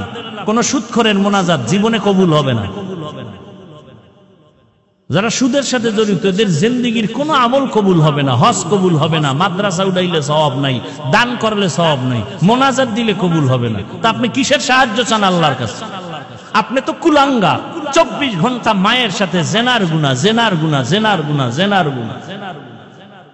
আপনার লজ্জা শরম আছে? আর আপনি চায়ের দোকানে মোষ লাম্বা করে এখন হুজুরকে দোয়া কবুল হয় না, তোর মতো সুদখোরের কারণে কবুল হয় না। আল্লাহ সুদখোরকে সাহায্য করবেন না তো, বরং 2 দল আল্লাহর বড় দুশমন। কয় দল? এক দলের কথা কোরআনে, আর এক দলের কথা বুখারীতে। কোরআনে বর্ণিত দল সুদখোরের দল, আর বুখারী শরীফে যেই দলের কথা আছে আল্লাহর বড় দুশমন, ওলি আউলিয়ার যারা দুশমন এরা। বুখারী শরীফ খুলো। এই জন্য সারা বাংলাদেশে আমি চ্যালেঞ্জ দিয়ে বলি, যারা ওলি আউলিয়া মানে না, এরা কোরআন মানে না, বুখারী মানে না, এরা আল্লাহর এত বড় দুশমন, এদেরকে যারা ভণ্ড বলে না তারাও আমি বলি তারাও ভণ্ড। আল্লাহ হেদায়েত দান করুন। ইয়া আইয়ুহাল্লাযীনা আমানুত্তাকুল্লাহা হাক্কা তুকাতিহি ওয়া লা তামুতুন্না ইল্লা ওয়া আনতুম মুসলিমুন। মুসলমান না হইয়া মরিও না রে মুমিন। আমি কি মুসলমান না? হ্যাঁ মুসলমান। তোমার ধর্ম ইসলাম। কি আপনারা মুসলমান না? সবাই বলেন। উঠা বসা করবেন, মোনাজাতটা দিয়ে যাবেন না। একটু আগে কিন্তু বলছি মোনাজাত দিয়ে যাইতেও কপাল লাগে, ঠিক নি? আপনারা সবাই মুসলমান নি? বলেন বলেন। তাহলে আপনারে বয়ান করব কেন? বয়ান তো হিন্দুদের করব, খ্রিস্টানকে করব, ইহুদিরে করব, পঞ্চগড়ে গিয়া করব, কারণ সেখানে টাকা দিয়া মুসলমানের বিধর্মী বানায়। বয়ান তো চট্টগ্রামের পাহাড়ে গিয়া করা দরকার। খ্রিস্টান মিশনারিরা ওখানে টাকা দিয়া মুসলমানের অন্য ধর্মে নিয়ে যায়। অথচ আপনাদের পেছনে দৌড়াইতে দৌড়াইতে দৌড়াইতে খানা নাই, ঘুম নাই, বাড়ির চিন্তা নাই, ছেলে মেয়ের চিন্তা নাই, পরিবারের চিন্তা নাই, জীবন শেষ। ফজরের পরে বয়ান, জোহরের পরে বয়ান, আসরের পরে মাগরিবের পরে এত বয়ান, এত বয়ান। ও এলাকার মুসলমানেরা ভালো করে বুঝো, আমি যে আল্লাহ মানি, আপনাদের আল্লাহ আমার আল্লাহ দুইজন নাকি এক? জবান খুলে বলেন আপনাদের আল্লাহ আমার আল্লাহ, আপনাদের নবী আমার নবী, আপনাদের কোরআন আমার কোরআন, আপনাদের কাবা আমার কাবা, আপনাদের ধর্ম আমার ধর্ম, আপনাদের কালেমা আমার কালেমা। দুনিয়াতে আসছি সিস্টেম সবার, নাকি আপনারা সুন্দরবন থেকে লঙ্গি হয়ে আসছেন? বিদায় বেলা কাফনের সংখ্যা সবার, নাকি আমার একটা কাফন বেশি হবে, কোটিপতির একটা কাফন বেশি হবে? আমারও 3 কাফন, আপনাদেরও 3টা কাফন, কালার হবে আলাদা। হুজুরদের কালার একরকম, আপনাদের কাফনের কালার আর এক রকম না এক? কি কালার হবে? ওহ, কাফনের কালারও এক, কবরের সাইজও। আপনাদের এলাকার কবর 1 হাত বড়, সব এক। কবরে রাখার পরে প্রশ্ন হবে কয়টা? তাও কি দাও, ধর্মের পরিচয় দাও, রাহমাতুল লিল আলামিনের পরিচয় দাও। ওরে কাফনের উপরে লেখা থাকবে বড় হুজুরের লাশ। হ্যাঁ, এত বাহাদুরি কই? আজকে আমি বক্তা বক্তা যতই ভাব দেখাই না কেন, আপনি ক্ষমতার বাহাদুরি দেখান না কেন, কাফনের মধ্যে যেদিন ঢুকবেন ওদিন সব বাহাদুরি বন্ধ হয়ে যাবে। কে ধনী, কে গরিব, কে আলেম, কে মূর্খ, কে ইমাম, কে মুক্তাদি, কে ডাক্তার, কে রুগী, কাফনে ঢুকলে সব এক হয়ে যাবে। কোন লাশ দেখে বোঝা যাবে না এটা হুজুরের লাশ, এটা ডাক্তারের লাশ, এটা রুগীর লাশ। কাফনে ঢোকার পর সব এক হয়ে যাবে। আপনার আল্লাহ, আমার আল্লাহ এক, নবী এক, কোরআন এক, কাবা এক, ধর্ম এক, কালেমা এক। তাহলে আপনার আমার লেবাস পোশাক কেন আলাদা হবে? পোশাকটাও তো এক হওয়া দরকার। ও বাবা, আপনার এত বয়ান করা লাগবে কেন? অথচ আপনার পেছনে সময় দিতে দিতে পুরো বছর শেষ হয়ে গেল, বৃষ্টি নাই, রৌদ্র নাই, দৌড়াচ্ছি। শুধু আমি একা, হাজার হাজার ওলামায়ে কেরাম, তাবলীগওয়ালারা দৌড়ায়, পীর মাশায়েখরা দৌড়ায়, জুমার মসজিদের খতিব সাহেবের বয়ান। এত মেহনতের পরেও কেন নামাজ পড়েন না? কেন রোজা রাখেন না? কি ভাবছেন আমরা হুজুরেরা বুঝি ভুল পথে আছি? এ যুবক বাবারা বলো, যদি বলো হ্যাঁ ভুল পথে আছি, একটা ভুল কোরআন থেকে বের করে দাও, এখন আমি দাড়ি কেটে ফেলবো, নামাজ বন্ধ, আল্লাহর বিরুদ্ধে রাস্তায় নেমে যাব। পারবা? আমার আল্লাহর কোরআনে ভুল বের করতে পারবানি? তুমি কেন? তোমার থেকে বড় বড় বড় বড় পণ্ডিতেরা ভুল বের করতে গিয়া ব্যর্থ হইয়া কালেমা পড়েছে, ঠিক নি? ও আল্লাহর বান্দারা, তাহলে বলো, আমরা যদি ভুলে না থাকি, তোমরা যদি থাকো, তোমাদের কোনো গালি নাই, কোনো ঝগড়া নাই, বরং বিনয়ের সাথে পাও দুটা আগায় দাও। আমি তোমার পায়ে হাত রেখে বলবো, তাড়াতাড়ি নবীর তরিকার মালা গলায় লাগাও। কয়দিন আর বাহাদুরি করবা? চোখের সামনে লাশ আর লাশ, গাড়ির নিচে যুবকের লাশ, পানির মধ্যে যুবকের লাশ, ঘুমের বিছানায় যুবকের লাশ। ও আল্লাহর বান্দারা, দুনিয়াটা কিছুই না। এই যে এতক্ষণ চিল্লাইয়া বয়ান শুনাইলাম, একবারও কিন্তু বলি নাই আমার মতো পাঁচকল্লি লাগাও। বলছি? একবারও বলি নাই আমি কওমি মাদ্রাসার সন্তান, তুমি কওমি মাদ্রাসায় যাও। আমি তাবলীগের লাইনের সন্তান, আমি পীরের মুরিদ, তুমিও তাবলীগে যাও, পীরের কাছে যাও। একবারও বলি নাই। বরং আমার কলিজার যুবক বাবাদের বলবো, তুমি স্কুলে পড়ো আলহামদুলিল্লাহ, কলেজে পড়ো আলহামদুলিল্লাহ, আলিয়ায় পড়ো আলহামদুলিল্লাহ, তুমি চাকরি করো আলহামদুলিল্লাহ, ব্যবসা করো আলহামদুলিল্লাহ। আমি তোমাকে একবারও বলবো না হুজুর হও, বরং আমি দোয়া করে যাচ্ছি, তুমি ডাক্তার হও, ইঞ্জিনিয়ার হও, প্রফেসর হও, একজন সাংবাদিক হও, ওসি ডিসিএসপি হও। তবে ছোট একটা দাবি আমার, বেয়াদব হইও না রে বাবা, বেয়াদব হইও না। বলবা হাফিজ ভাই ডাক্তার হব, ইঞ্জিনিয়ার হব, সুন্দর কথা, বেয়াদব হব না, তার কথার ব্যাখ্যা কি? ভালো করে শুনো, 3 জায়গায় বেয়াদবি করবা না, করলেই মরার আগে তুমি পঙ্গু। 1 নম্বরে মা বাবার সাথে বেয়াদবি করবা না, 2 শিক্ষকের সাথে বেয়াদবি করবা না, 3 কোন উলামায়ে কেরাম মুরব্বির সাথে বেয়াদবি করবা না। কারণ এই জায়গায় বসার জন্য, তোমার জীবন সফলতার জন্য এই 3 জায়গার দোয়া লাগবে। মা বাবার দোয়া যদি না থাকে, কোনোদিন সফলতা আসবে না। শিক্ষকের দোয়া যদি না থাকে, কোনোদিন লেখাপড়ায় বরকত হবে না। উলামায়ে কেরামের দোয়া নেক নজর না থাকলে আদর্শ সুন্দর হবে না রে বাবা। আল্লাহর কসম, ওই মা বাবার চোখের পানি না থাকলে চেয়ারে বসতে পারতাম না। তবে মা বাবা চোখের পানি ছাড়িয়া দোয়া করিয়া এই সম্মানের জায়গায় নিছেন। তবে আমাকে বয়ান আমার বাবাই শিখায় নাই, আমার মা আমাকে বয়ান শিখায় নাই, বরং আমার ওস্তাদেরা ধরে ধরে ধরে ধরে আমাকে বয়ান শিখাইছেন, কথা বলা শিখাইছেন। আমার ওস্তাদরা ধীরে ধীরে সিগনেচার শিখাইছেন, আমাকে লেখা শিখাইছেন, পড়া শিখাইছেন। অতএব আমি হাফিজুর রহমান হইতে আমার মা বাবার পরে শিক্ষকের অবদান অনেক আছে না নাই? এরপরে আমি বয়ান তো করি রে বাবা, বয়ান তো কত বড় বড় ওলামায়ে কেরাম করেন, আমার তো ইলম নাই, কোনো আমলও নাই। কিন্তু বয়ানের ভেতরে যে সম্মান আল্লাহ দান করেছেন, এটা আল্লাহ ওয়ালাদের নেক নজর ছাড়া কখনো সম্ভব হয় না।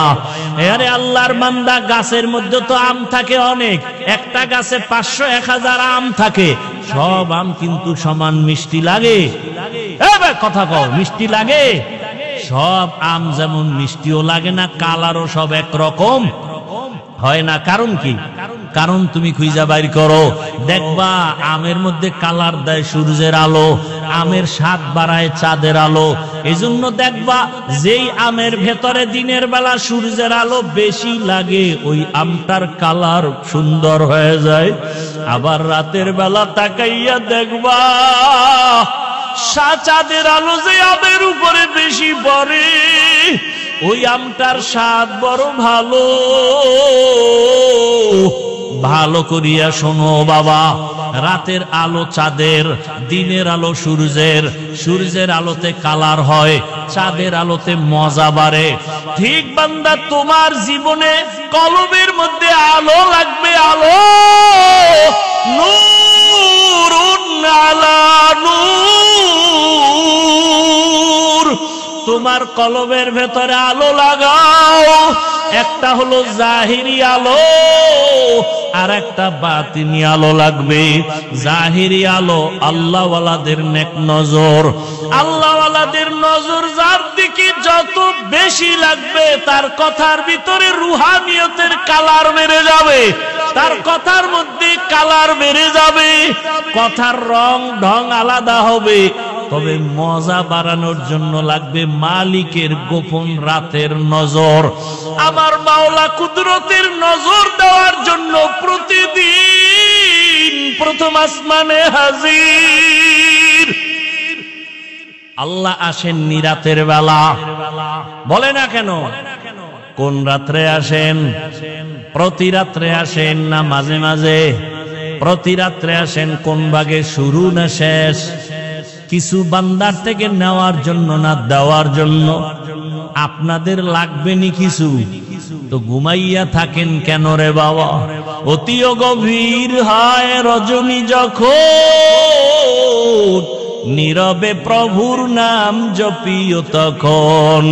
প্রভুর করুণা যদি পাইবারে চাও, গভীর রাতে উঠে প্রভুর গুণগান গাও।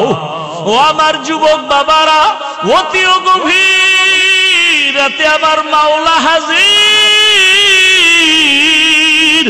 ওই সময় যদি ঘুম থেকে ওইটা সেজদায় পড়ে আমার মালিকের ডাক দাও, আমার মালিকের কুদরতি নজর যখন লেগে যাবে।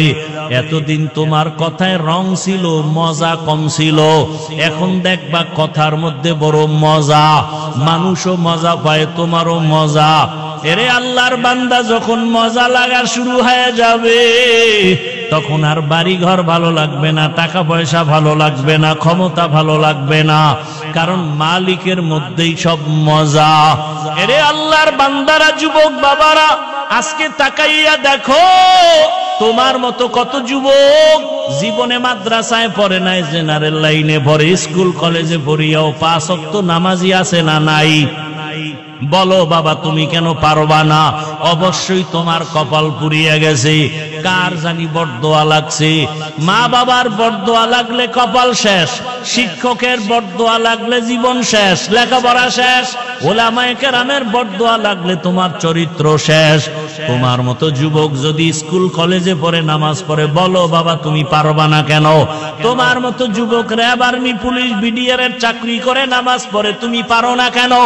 তোমার মতো যুবক জেনারেল লাইনে থাইকা রাস্তায় গাড়ি চালায়, নামাজ পড়ে, নদীর মধ্যে মাছ ধরে নামাজ পড়ে, কৃষি কাজ করে, নামাজ ছাড়ে না, ঢাকা কলেজে লেখাপড়া করে, দাড়িওয়ালা পাগড়ি মাথায়, বড় জামা পরিয়া যায়, তুমি কেন পারবা না? এখনো সময় আছে, তওবা করে নাও। ও বৃদ্ধ বাবাজিরা, আপনার মতো কত বুড়ারা মসজিদে গিয়া নামাজ আদায় করে লাঠি নিয়ে যায়, আপনি কেন পারেন না? ও পর্দার আড়ালের আম্মা জানেরা, বোনেরা, আপনাদের কপাল এত ভালো, আপনারা নবীদের মায়ের মতোই মা, সাহাবায়ে কেরামদের মায়ের মতো। আপনারা তো হাফেজে কোরআনের মা, আলেমের মা। আপনাদের জীবন কত ধন্য, আপনাদেরকে আল্লাহ এত মর্যাদা দান করেছেন। আপনারা তো খাদিজা রাদিয়াল্লাহু আনহার মতো নারী, ফাতেমা রাদিয়াল্লাহু আনহার মতো নারী, আয়েশা রাদিয়াল্লাহু আনহার মতো নারী। আপনারা তো ইসমাঈল নবীর মা হাজেরা আলাইহিস সালামের মতো দামি নারী। ঈসা নবীর মা মারিয়াম আলাইহিস সালামের মতো দামি নারী। আপনারা জানেননি দুনিয়াতে আল্লাহর এক বড় দুশমন ছিল ফেরাউন, ওর স্ত্রীর নাম কি? আসিয়া। ওই এত বড় বেঈমান ফেরাউনের ঘরের আসিয়ার খবর জানেননি? ওই আসিয়া আমার মাওলার এত আশিক, রহমতের নবী বলেন কিয়ামতের দিন আসিয়ার সাথে আমি মুহাম্মদের সাথে বিবাহের ব্যবস্থা হয়ে যাবে। ও পর্দার আড়ালের আম্মা জানেরা, আপনার স্বামী তো ফেরাউনের মতো খারাপ না। আপনি কি পারতেন না স্বামীটারে বুঝাইয়া নামাজের মুসাল্লায় উঠাবেন? আপনি বুঝাইলেই তো হয়ে যাইত। আপনি যদি স্বামীকে বলতেন, স্বামী আমার, স্বামী আমার, আমার জীবনের একটা দাবি, বাবা মায়ের মায়া চাইরা তোমার ঘরে আসছি, খাইয়া থাকলেও আসি, না খাইয়া থাকলেও আসি, তবে একটা দাবি, কখনো তুমি নামাজ ছাড়িও না, হারাম টাকা কামাই করে ঘরে আনবা না। যদি আম্মা জান আপনি বুঝাইতেন, কোন স্বামী হারাম টাকার মাল ঘরে আনতো না। আজকে আপনার স্বামী হারাম টাকা আনিয়া ছেলে মেয়েকে খাওয়াইয়া রক্ত নাপাক করে, আপনার রক্তটাকেও নাপাক করতেছে। এই কি আপনার জীবন? এরে আম্মা জান আসিয়ার মতো বান্দি, এত বড় ক্ষমতাওয়ালা ফেরাউন, টাকার অভাব নাই, ক্ষমতার অভাব নাই, এরপরও আমার মাওলাকে কলবে জায়গা দিয়েছেন। মোহাব্বতের রং লাগছে, মুসা নবীর নজর লাগাইছে। অন্যদিকে আমার মালিকের রহমতের নজর লাগছে। আসি একদিন কি যেন হাতের মধ্যে নিয়ে কাজ করে, হঠাৎ পড়ে গেছে। ফেরাউন পেছনে দাঁড়ানো, আসিয়া খেয়াল করে নাই। আসিয়া জিনিসটা উঠাইতে গিয়া বিসমিল্লাহ বলছে। ফেরাউন শুই নাই, মাথা গরম হয়ে গেল। ডাক দিয়া কয়, আসিয়া তুমি কার নাম বললা? আসিয়া বলে, এখন আর গোপন কইরা লাভ কি হবে, না ওপেন করিয়াই দেই।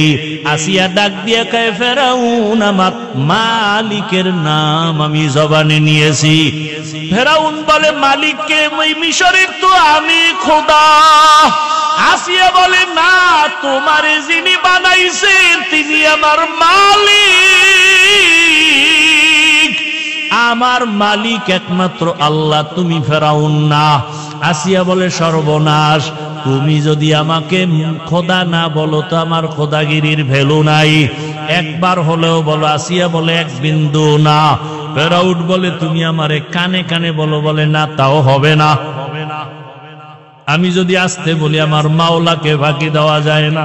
মিশরের মানুষ তোমারে ফাঁকি দিতে পারে, আমার মালিকরে ফাঁকি দেওয়া অসম্ভব। ফেরাউন এক পর্যায়ে ব্যর্থ হইয়া ডাক দিয়ে, কাসিয়া রেডি হও, তোমাকে ফাঁসিতে দেওয়া হবে, শুলিবিদ্ধ করা হবে, তোমাকে দুনিয়া থেকে বিদায় দিব। আসিয়া বলে, ফেরাউন ভয় দেখাইও না,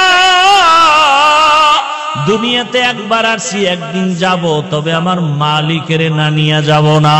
আমার অন্তরে যে মালিকের মহব্বত, আমার এখন টাকার মহব্বত নাই, ক্ষমতার মহব্বত নাই। আমার পরিচয় আমার মালিক, আমার অন্তরে আমার আল্লাহকে জায়গা দিয়েছি।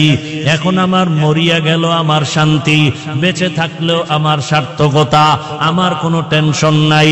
ফেরাউন এক পর্যায়ে ঘোষণা দিয়া দিল, আসিয়ার ফাঁসি হবে, শুলিবিদ্ধ করা হবে। হাজার হাজার মানুষ রেডি হয়ে গেল দেখার জন্য। যখন আসিয়াকে শুলিবিদ্ধ করার জন্য মাঠে নেওয়া হয়, হঠাৎ করে আসিয়া কান্না শুরু করলেন। ও দয়ার মালিক, আমি ফেরাউনের কোনো ক্ষতি করি নাই, শুধু আমি তোমাকে আল্লাহ বলে স্বীকার করেছি, তোমারে সেজদা দিয়েছি, আর কিছুই না। আজ আমার ফাঁসি দেওয়া হয়, তুমি আমাকে ধৈর্য ধারণ করার তৌফিক দাও। আসিয়া হঠাৎ তাকায় দেখে রাস্তা দিয়া মুসা নবী হাঁটিয়া যায়। ডাক দিয়া কয়, নবী মুসা, জানেননি আমি আসিয়ার কি হালাত? কয়, জানি, তোমার এখন ফাঁসি হয়ে যাবে। মুসা নবীকে আসিয়া বলে, নবী আপনি একটু জানতে চাই, দোয়া করবেন, আর এই মুহূর্তে আমার আল্লাহ আমার উপরে রাজি না খুশি? আপনি তো আমার মাওলার সাথে মাঝে মাঝে তুর পাহাড়ে গিয়া কথা বলেন, ওরে আপনি তো কত মজা গ্রহণ করেন, আমারও তো মনে চায় মালিকের কাছে গিয়া কথা বলবো। আমি তো সেই রাস্তা খুঁজতেছি। বলে মরণের পর্দা ভেদ করিয়া যাও, মালিকের সাথে মোলাকাত হয়ে যাবে। মুসা নবীর কাছে দোয়া চাইলেন আর জানতে চাইলেন আল্লাহ আমার উপরে বেজার না খুশি। মুসা নবী বললেন, হ্যাঁ আসিয়া তোমার উপরে আমার মাওলা এখন অনেক খুশি। আসিয়া কথা শুই না আসমানের দিকে তাকাইয়া একটা চিৎকার দিয়া বলে, কালাত রব্বি বিনিলি ইনদাকা বাইতান ফিল জান্নাহ। আল্লাহ কোরআনে ঘোষণা করলেন, আসিয়া যখন ডাক দিছে, ও দয়ার রব মালিক, এত বড় ক্ষমতাধর ফেরাউনের ঘরে থাকিয়াও ক্ষমতার লোভ করলাম না, আরামের বিছানায় ঘুমাইতে দিল না, খাইতেও দিল না। আজ আমার জীবনের শেষ বিদায়, বিদায় বেলা তোমার কাছে একটা দাবি। দুনিয়াতে থাকার জায়গা পাই নাই, আরামে ঘুমের জায়গা পাই নাই। ও দয়ার আল্লাহ, তোমার পার্শ্বে জান্নাতে একটা ঘর বানাইয়া দিও, তোমার পার্শ্বেই যেন আমি জান্নাতে একটু থাইকা আরাম করতে পারি। আসিয়া এই দোয়াটা কইরা ফাঁসির মঞ্চে যায়, কান্না বন্ধ করে এবার হাসতেছে। ফেরাউন কয়, বিপদের সময় কান্না বন্ধ, হাসো কেন? আসিয়া ডাক দিয়ে কয়, ফেরাউন আমি যা দেখি তুমি তা দেখো না। আল্লাহ আমার অন্তর চক্ষু খুলে দিয়েছেন, আমি তাকাইয়া দেখি ওই জান্নাতে আমার ঘর, ওই ঘর আমি এখন নিজে চেহারাটা দেখতেছি।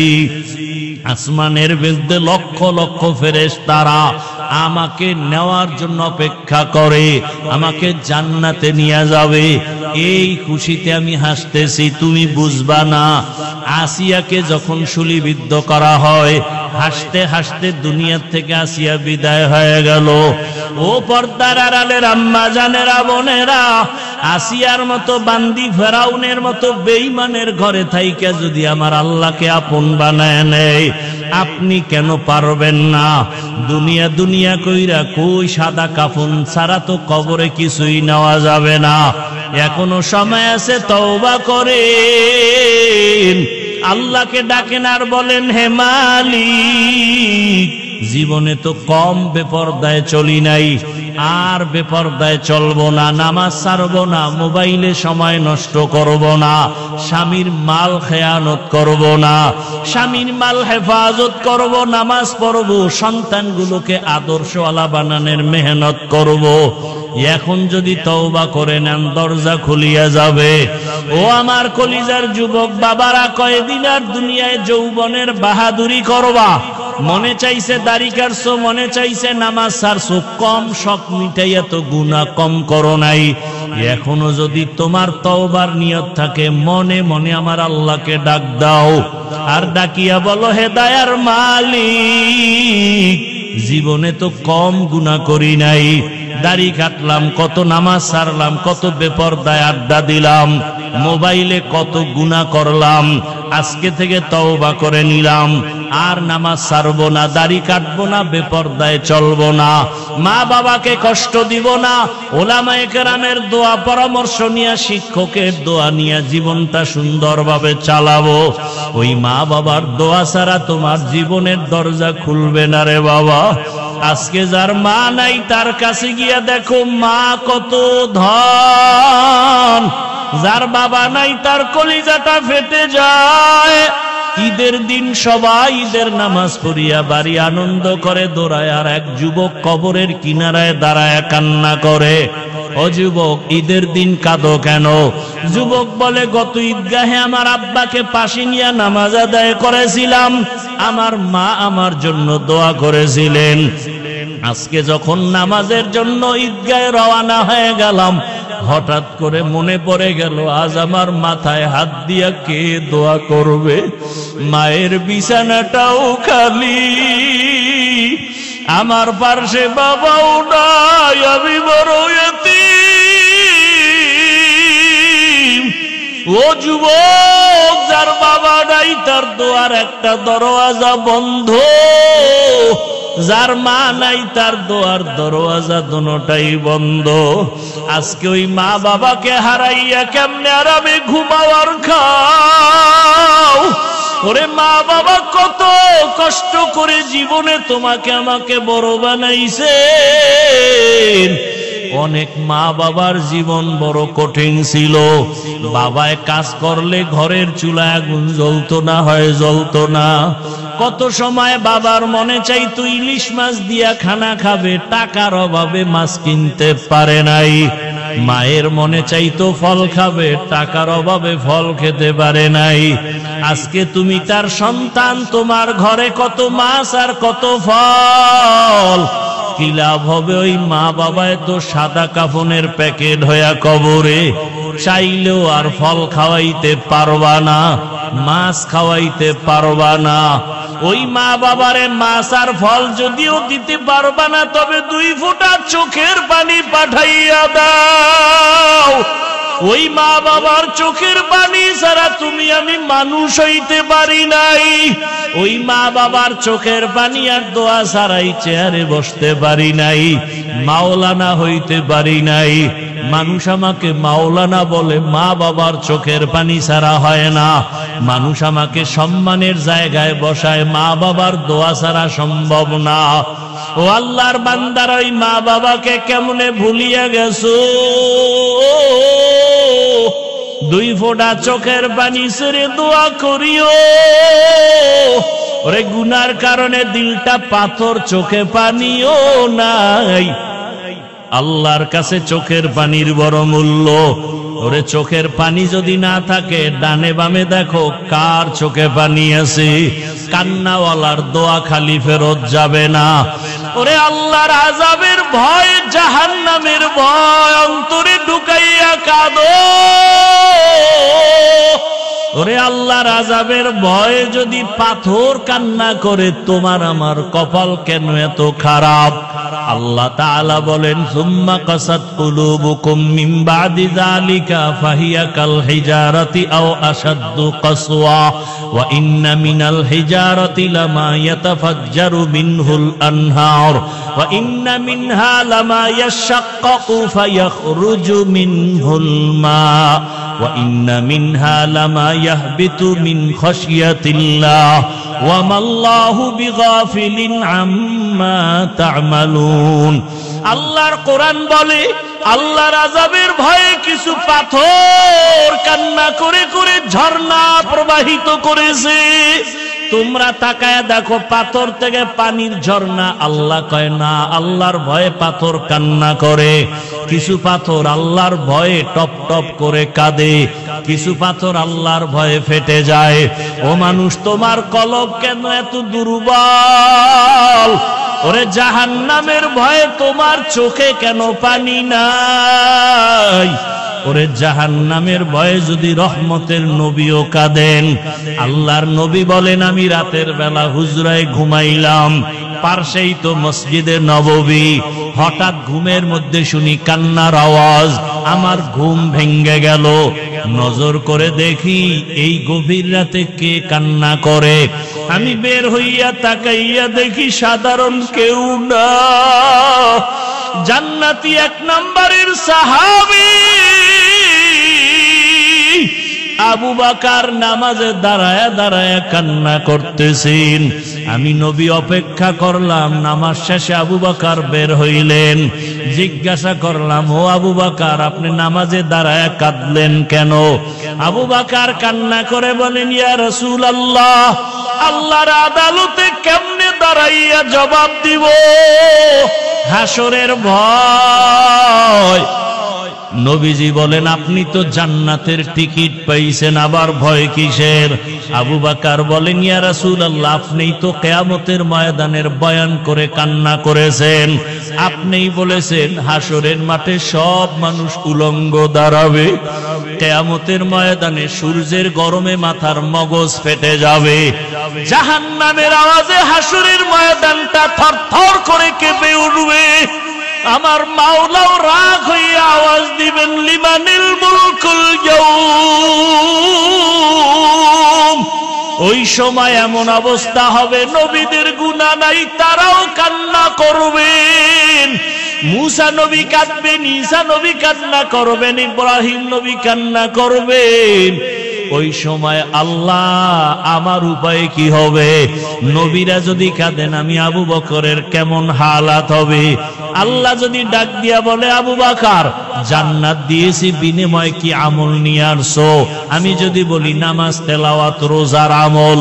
আল্লাহ যদি বলে এগুলো আমার মনের মতো হয় নাই, আমি যেইভাবে তেলাওয়াত চাইছি ওভাবে দিতে পারো নাই, আমি যেইভাবে নামাজ চাইছি, সিজদা চাইছি ওভাবে দিতে পারো নাই, আমি যেইভাবে তেলাওয়াত শুনলে মজা পাইতাম ওইভাবে তেলাওয়াত তুমি দিতে পারো নাই। তখন আমার মাওলায় যদি বেজার হইয়া যায়, সাথে সাথে আওয়াজ হবে ওরে জাহান্নামের হ্যান্ডকাপ লাগাইয়া ধরো। আল্লাহ তো রাগ হইয়া যদি বলে কি ধর, ওয়াসিকাল্লাযীনা কাফারু ইলা জাহান্নামা যুমারা। জাহান্নামের হ্যান্ডকাপ যখন লাগবে আমার উপায় কি হবে ইয়া রাসূলুল্লাহ? আমি তো এত দুর্বল, দুনিয়াতে সূর্যের গরম সহ্য করতে পারি না, একটা বেতের বাড়ি সইতে পারি না, মশার কামড় সইতে পারি না। গুনাহগার হইয়া মালিকের দরবারে দাঁড়াইলে সূর্যের গরম কেমনে সহ্য করব? জাহান্নামের আগুনের গরম কেমন করে সহ্য করব রে আল্লাহ? এই ভয়ে আমি কান্না করেছি। ও আল্লাহর বান্দারা, আবু বকরের নামাজ কত সুন্দর, তেলাওয়াত কত সুন্দর, রোজা কত সুন্দর, ইখলাস তাকওয়া কত সুন্দর, এরপরেও যদি কান্না করেন, আপনার আমার তো নামাজ নাই, রোজা নাই, তেলাওয়াত নাই, মানুষকে দেখাবার জন্য যা কিছু করি, আপনার আমার কি পরিমাণ কান্না উচিত, অথচ চোখে পানি নাই। ডানে বামে তাকাইয়া অনেকে কান্না দেখাও চোখে পানি আসে না, কপাল বড় খারাপ। একটা গরু যখন ক্ষেতের মধ্যে গিয়া মালিকের ধান খায়, আর একটা গরু দেখা দেখি যখন খাওয়া শুরু করে, মালিক বেত দিয়া যখন বাড়ি দেয়, একটার উপরে বেতের বাড়ি দিলে আর একটা দৌড়ায়, মনে মনে ভয় ওর পরে বেতের বাড়ি আমার কপালে আসবে। ও আল্লাহর বান্দারা, জাহান্নামের ভয় ওরে তোমার আমার অন্তরে কেন ভয় নাই? ওরে আলেম ওলামারা যদি তোমার আমার পার্শ্বে চোখের পানি ছেড়ে কাঁদেন, সাহাবায়ে কেরামের কান্না যদি হয়, তাহলে তুমি আমি কেন জাহান্নামের ভয়ে কান্না করতে পারি না? কপাল বুঝি খারাপ। ওরে মাওলানা হয়েছি ঠিক, তবে মানুষ এখনো হইতে পারি নাই। আল্লাহর কাছে দোয়া করো, চোখের পানি ছাড়ো, যদি কান্নাওয়ালা কেউ থাকে তার কাছে দোয়া চাও, আল্লাহর কাছে তওবা করো। ও যুবক বাবারা, পায়ে হাত রেখে বলি তওবা করো, আর দাড়ি কাটিয়া নবীরে কাঁদাইও না, নামাজ ছাড়িয়া আর আল্লাহকে বেজার করিও না। আল্লাহ আমাদের সবাইকে তওবাওয়ালা জিন্দেগি দান করেন, আল্লাহ আমাদেরকে কান্নাওয়ালা চক্ষু দান করেন, আল্লাহ আমাদেরকে জিকিরওয়ালা জিহ্বা দান করেন, আখিরাতের ফিকিরওয়ালা কলব দান করেন। আল্লাহ আমাদের এই ময়দানকে কবুল করে নেন। আয় আল্লাহ আমাদের সবাইকে জীবনের গুনাহমুক্ত করে দেন। আল্লাহ আমাদের সবাইকে আপনার গোলাম হিসাবে কবুল করেন, আমিন। আলহামদুলিল্লাহি রাব্বিল আলামিন, والصلاة والسلام على سيد الأنبياء والمرسلين وعلى آله وأصحابه أجمعين يا أرحم الراحمين يا أرحم الراحمين يا أرحم الراحمين اللهم ارحمني بترك المعاصي اللهم ارحم المعاصي اللهم ارحمني بترك المعاصي رب ارحمهما كما ربياني صغيرا اللهم إنك عفو كريم تحب العفو فاعف عني اللهم إنا نسألك رضاك والجنة ونعوذ بك من سخطك والنار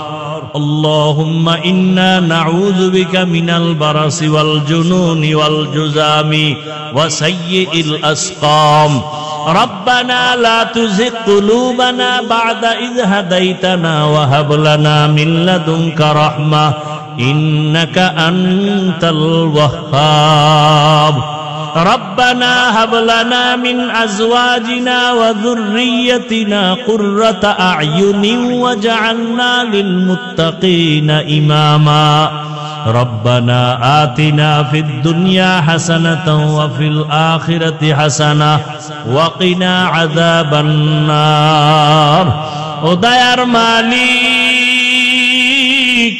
গুনাহের বোঝা নিয়ে আপনার দরওয়াজায় হাজির এই ময়দানে তাকায় দেখেন কত উলামায়ে কেরাম কত মুরব্বি হাজী সাহেব কত ব্যবসায়ী চাকরিজীবী ছাত্র যুবক পর্দার আড়ালের মা বোনেরা আয় আল্লাহ দুনিয়াতে আসিয়া শয়তানের ধোঁকায় পড়ে গুনাহ করে জীবনটাকে নাপাক করে ফেলেছি গুনার কারণে আমার হাত নাপাক আমার চোখ নাপাক আমার জিহ্বা নাপাক আমার অন্তর নাপাক গুনাহের কারণে দিলটা পাথর চোখে পানি নাই তওবার নিয়তে হাত তুলেছি আর গুনাহ করব না রে আল্লাহ আর নামাজ ছাড়বো না দাড়ি কাটবো না বেপরদায় চলবো না মা বাবার দোয়া নিয়ে শিক্ষকের দোয়া নিয়ে উলামায়ে কেরামের দোয়া পরামর্শ নিয়ে চলবো আমাদের তওবা কবুল করে নেন আয় আল্লাহ জীবনের গুনাহমুক্ত জীবন দান করেন মাহফিল কবুল করে নেন